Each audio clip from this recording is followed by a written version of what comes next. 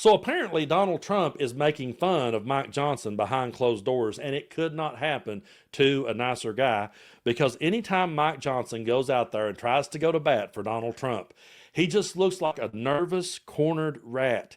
He looks like a kid whose older brother told dad that he was bad that day. And dad's home, and now he's sitting there like, please, dad, don't bring it up. That's how he comes off whenever he's confronted by these questions. And you can hear in his voice, the tone of Mike Johnson's voice tells you everything you need to know because it is so, well, we're trying to be very transparent with the American people. And we're going to reopen this government just as soon as we can, as soon as the Democrats let us do it. He always seems trapped. He always seems cornered. And behind closed doors, Donald Trump is having a field day at his expense. So we're going to read the story here from the Daily Beast. And I know there's going to be those who say, oh, come on, Brando, that ain't real. That's fake news.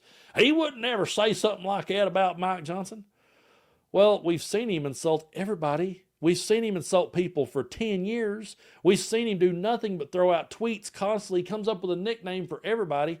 So if he would mock and ridicule everybody out in the open, do you think behind closed doors he's nicer about it? It's usually behind closed doors is where people's the worst. So, I mean, I absolutely believe this story. Again, there's going to be people say, oh, it's not true. Well, maybe it's not, but it's definitely believable. And that's why we're going to talk about it. This here's from the Daily Beast. Donald Trump humiliates Mike Johnson behind closed doors. So Donald Trump has been heard privately joking that he believes he can easily manipulate House Speaker Mike Johnson, according to sources quoted by the New York Times. I am the Speaker and the President, the MAGA leader is understood to have said, according to the newspaper. Citing two people with knowledge of his remarks, the Times further notes that Johnson's conduct in office over the past few weeks amid the ongoing shutdown has done little to disabuse Trump of that notion or anyone else. Some people fear that the shutdown may prove to be the longest and most damaging on record.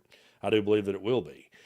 Even before Johnson decided to suspend the Constitution, or the Congress, sorry, well, they have suspended the Constitution too. But even before Johnson decided to suspend Congress indefinitely before October 1st, the Speaker had come under fire from his opponents across the aisle for his perceived, I cannot pronounce that word, to the President, marching in lockstep with Trump's agenda despite calls to use his office as a vanguard against mounting overreach from the executive branch. Johnson was instrumental in rallying Republican officials behind the White House's One Big Beautiful Bill spending proposals earlier this year, along with a host of other legislative initiatives on everything from U.S. energy dominance and border security to abortion rights and education reform, all tightly aligned with the MAGA administration's America First agenda.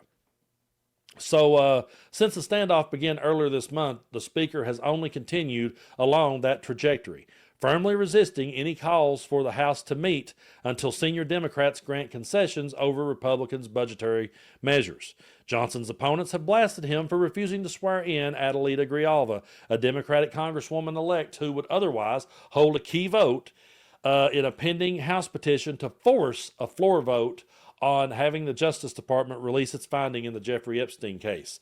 Johnson, the official responsible for administering Grijalva's oath of office, has bizarrely claimed he has no authority to do so.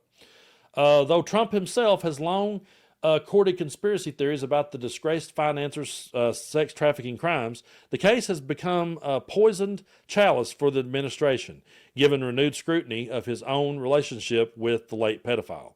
Meanwhile, Johnson has committed much of his time to media appearances, viciously attacking Trump opponents as solely responsible for the shutdown while defending the president's increasingly erratic and controversial conduct in office. Over the past week alone, Johnson has backed Trump's decision to pardon former congressman and convicted conman George Santos because the MAGA administration, which is presently prosecuting at least 3 of the president's longstanding political enemies, believes it is redemption. He also said there's nothing amiss about a sitting president pursuing a $230 million damages from the Justice Department over previous federal investigations into him, and defended Trump's widely decried demolition of the White House East Wing because the ballroom set to replace it is going to be glorious. So I wonder how Mike Johnson feels knowing that behind closed doors he gets laughed at, and he has to know it.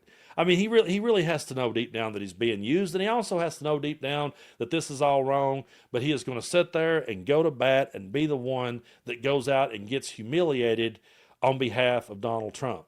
The thing about Trump is, folks, I would like to talk to you about Chapter. Medicare is supposed to benefit seniors, but it can be so confusing.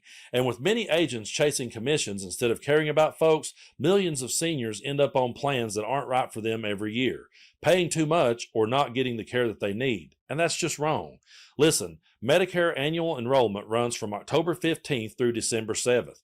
Even if you like your current Medicare plan, it's critical to look at 2026 plans or you risk losing coverage you need. That's because plans change every year and some just disappear. That's why I want you to know about Chapter. They're the only advisors that check every plan nationwide to make sure you get one that works best for you. Their help is free and they can review your options in under 20 minutes. If you're on the right plan, they'll tell you. If not, they'll help you switch. By doing this, they've saved people an average of $1,100 a year. So call Chapter today, get it done fast, and rest easy. You can reach them at 314-732-0423. Love him or hate him, Donald Trump has mastered the bait and switch. He's mastered like the Artful Dodger. He really is. He's a guy who is great at dodging questions, shifting blame. He can slip away from the media's punches better than anybody I've ever seen because he just has a way of saying something so over the top that people forgets the question that was posed. Mike Johnson's not that good at it. Neither is J.D. Vance. J.D. comes off pompous and arrogant, and Mike Johnson comes off nervous and cornered. And all I will say is that if Adelita Grijalva was a Republican and they were needing a vote to expose Joe Biden or Hunter Biden, if they were needing that, do you honestly think that Mike Johnson will be sitting back saying, no, we can't swear that person in? No, he would absolutely break his neck to swear that person in. So what we're seeing here is Mike Johnson go out there and be Donald Trump's little bitch, only to then be laughed at and humiliated behind closed doors. Now, there will be people that will say, Brando, Trump wouldn't say that about Mike Johnson. He would never say something like that about Mike Johnson. And we could sit here and go down the line, and it would take us the rest of the day and into next week to bring up every insult that Donald Trump, you wouldn't have time in the year to bring out every insult that Donald Trump has threw at people. He had no problem mocking prisoners of war. And then people was acted like they were surprised when they heard that he had called them suckers and losers. Why would you be shocked? Why would that be so hard to believe?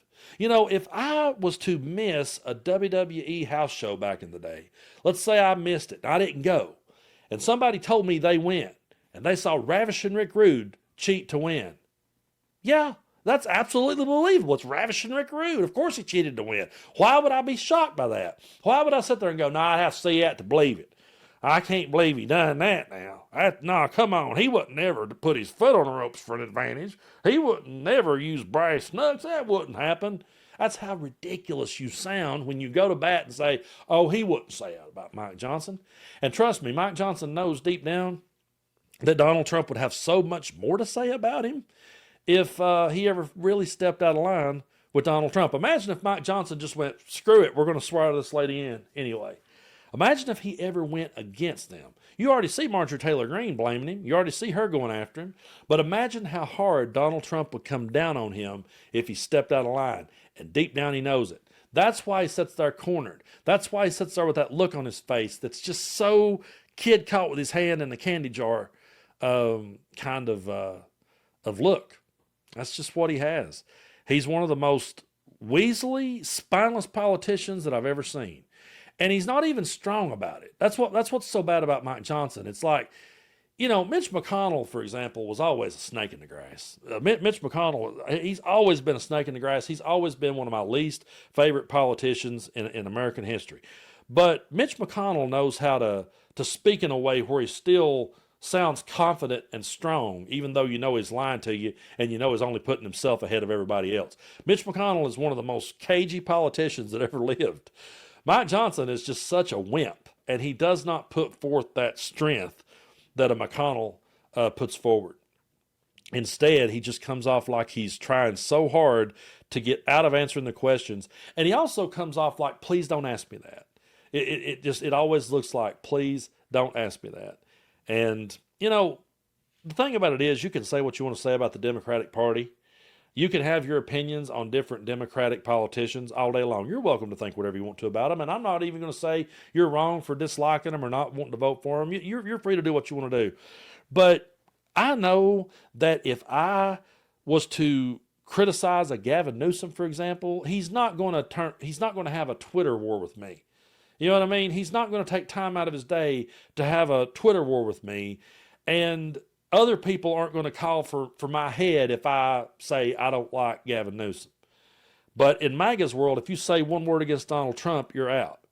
And he can mock and make fun of you all day long, and there ain't really much you can do about it other than sit back and take it. So I don't feel bad for Mike Johnson. I don't feel bad for him at all. Donald Trump one time said that 100 years from now, no one's going to remember the Speaker of the House. I disagree with that. I think people will remember Mike Johnson just for the little puppet that he was sitting on Donald Trump's lap. And I wonder how it felt knowing he mocks me behind closed doors. The next time you see him out there, you know he's heard about this article. You know he's seen it. Maybe somebody told him, don't worry, Mike. That's a lie. He didn't say nothing bad about you, Mike. Don't worry about it. What I'd like to ask Mike Johnson is, do you really believe that? Do you honestly believe he wouldn't say something about you behind closed doors? Do you honestly think he talks nice about you when you're away? That's what I would love to ask Mike Johnson. If I could interview Mike Johnson, that's what I would ask him. Buddy, do you honestly think he's never said anything bad about you? And take all the time you need with that answer.